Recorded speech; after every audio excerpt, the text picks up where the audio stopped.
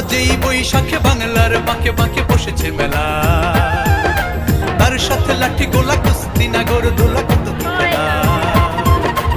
আজ এই বৈশাখে বাংলার বাঁকে বাঁকে বসেছে মেলা, তার সাথে লাঠি গোলা কুস্তি নাগর দোলা কত কি খেলা।